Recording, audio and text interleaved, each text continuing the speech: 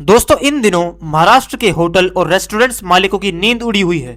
कारण है एक आईएएस ऑफिसर, वो ऑफिसर जिसने मुंबई के मशहूर केरुस्तम एंड कंपनीज आइसक्रीम पार्लर से लेकर मुंबई हाईकोर्ट की कैंटीन में छापा मारा है, जिसने नकली घी, नकली दूध और नकली पनीर से लेकर गुटखा और पान मसाला जैसी हानिकारक चीजों की हजारों किलो मात्रा को सीज कर दिया है। नाम है IAS Tukaram Munde. Tukaram Munde, the man making all the headlines. 21 साल के करियर में 25 बार ट्रांसफर। मुंडे 2005 बैच के आईएएस ऑफिसर हैं और उन्होंने यूपीएससी में ऑल इंडिया में 20वीं रैंक प्राप्त की थी। मुंडे महाराष्ट्र के एक बीड जिले से एक किसान परिवार से बिलोंग करते हैं। उनके पिता किसान थे और उन्होंने खुद भी जीवन यापन के लिए खेतों में काम किया है। दोस्तों तुकाराम मुंडे को 25 मई 2026 को महाराष्ट्र के एफडीए यानी फूड एंड ड्रग्स एडमिनिस्ट्रेशन के कमिश्नर का चार्ज दिया गया। तुकाराम मुंडे महाराष्ट्र के एफडीए कमिश्नर का चार्ज लेने के तुरंत बाद ही एक्शन में आ गए। उन्होंने बाकी खाद्य एवं औषधि प्रशासन अधिकारियों की तरह न वहां के माहौल को समझने में समय बर्बाद किया, न उस डिपार्टमेंट में काम करने वाले लोगों की कार्यशैली को समझा और न ही फालतू की मीटिंग में टाइम वेस्ट किया।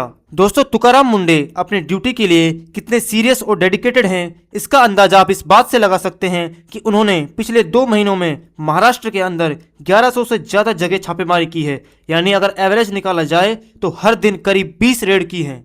मुंडे ने मुंबई में एक छोटी वड़ा पाव की ठेली से लेकर बड़े से बड़े restaurants, hotel, in fact Mumbai high court की कैंटीन तक को नहीं छोड़ा। उन्होंने अपना पद संभालने के बाद अगले 30 दिनों में 900 से ज्यादा जगह छापे मारे, जिसमें 235 एफआईआर दर्ज की गई, 350 से ज्यादा लोगों की गिरफ्तारी हुई और 274 प्रतिष्ठानों को सीज कर दिया गया। दोस्तों ये 1 महीने के आंकड़े हैं जो मैंने आपको बताए हैं। अगर उनके महाराष्ट्र में कार्यभार संभालने से लेकर अब तक की बात करें, यानी पिछले 2-2.25 महीने में बात करें, तो 35 करोड़ के तो गुटखे और पान मसाले के पैकेट सीज कर दिए हैं तुकाराम मुंडे ने। ये वो पान मसाले, गुटखे और तंबाकू के पैकेट थे जिन पर बैन लगा था, उसके बावजूद ये महाराष्ट्र और मुंबई में धड़ल्ले से बिक रहे थे। दोस्तों उन्होंने ऑर्गेनाइज्ड गुटखा नेटवर्क के खिलाफ मका को लागू किया। मकाको का पूरा नाम है Maharashtra control of organised crime act.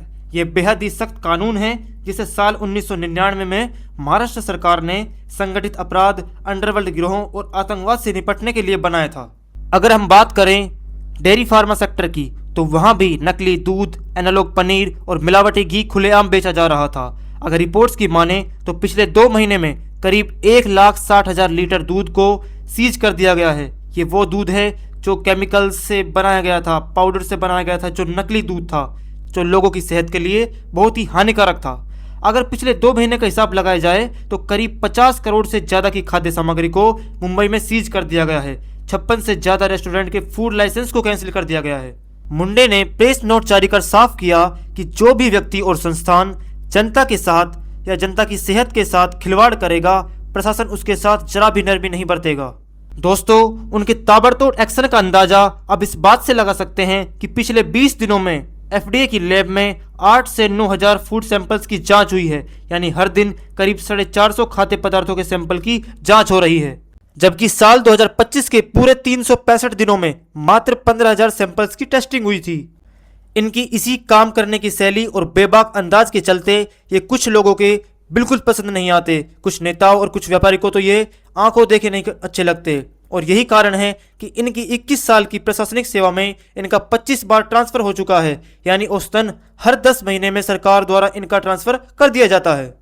दोस्तों मुंबई के चर्च गेट पर एक बहुत ही पुराना और मशहूर आइसक्रीम पार्लर है जो करीब 70 साल पुराना है और रोजाना हजारों की संख्या में यहाँ लोग खाना पीने आते हैं। तुकाराम मुंडे ने 8 जुलाई को इस रेस्टोरेंट पर रेड की, जिसमें उन्हें रेस्टोरेंट के अंदर चूहे, मक्खियां मिली जो खाद्य सामग्री के आसपास थे। रेस्टोरेंट में एक्सपायर्ड आइसक्रीम फ्लेवर मिले और आइसक्रीम स्टोर करने के लिए प्रॉपर कोल्ड चेन भी नहीं थी और आइसक्रीम में जो फैट की मात्रा थी वो निर्धारित मानकों से कम पाई गई, जिसके चलते उन्होंने रेस्टोरेंट का लाइसेंस निलंबित कर दिया और उसे तब तक बंद रखने का आदेश दिए कि जब तक सभी कमियां पूरी ना हो जाएं। और उन्होंने इसी तरह मुंबई के नामी ग्रामी रेस्टोरेंट्स और होटल्स पर रेड मारी, जिसमें नूर मोहम्मदी, शालीमार, आदित्य बिरला की वारसा जैसे चर्चित प्रतिष्ठान शामिल हैं। अब इनकी इन कार्रवाई को देखते हुए मुंबई हाईकोर्ट के चीफ जस्टिस ने एफडीए से सवाल किया कि आप केवल प्राइवेट रेस्टोरेंट्स, प्राइवेट होटल्स पर ही रेड क्यों मारते हैं? आप गवर्नमेंट कैंटीन्स या गवर्नमेंट फूड सर्विस का इंस्पेक्शन क्यों नहीं करते?